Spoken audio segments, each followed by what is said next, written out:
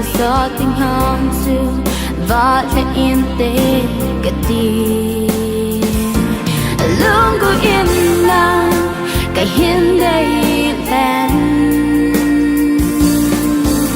cái hiên có vắt danh man không biết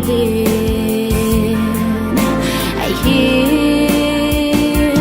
nàng yên đây đau tay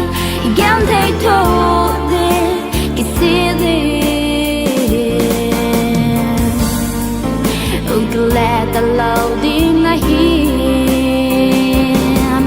cả mà nghe đâu na lo lẽ luôn đây cả vô hiểu là gì ai ý ra chân na hi thôi kim na này bé hằng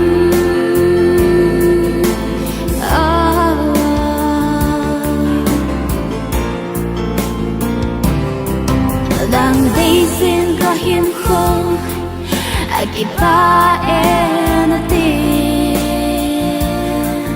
kỳ là ý cái tiền đình kita đi khô có xin dấu cô đang đây xin kê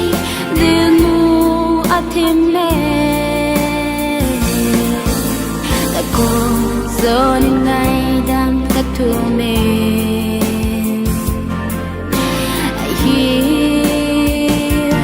nàng yên đây đau tay gam thấy thô đê cái gì đi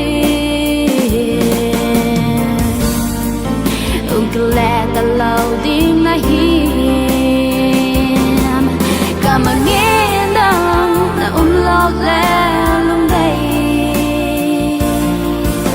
cả vô hiểu là gì ai ý ra chân na hi thôi kim na này bé hằng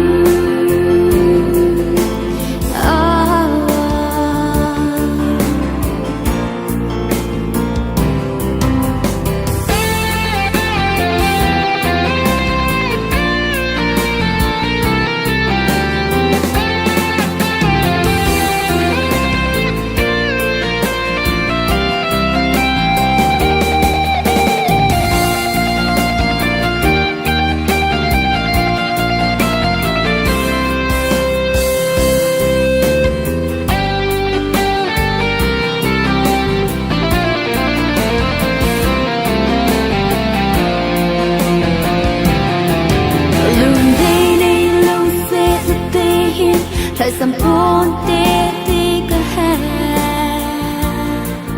cả vùng lại cái suy của mình ngày đang cái hiên thu mình có ngày mà đang ai hipo cả đi luôn sẽ nên để hiện về cái nên cả đi ai hipo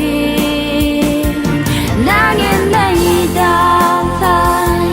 gam thấy thô đê cái gì đi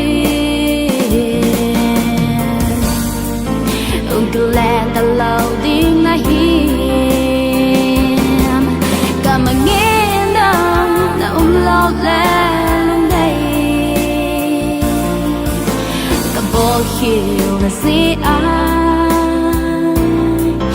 ý ra chân na hi thôi kim na này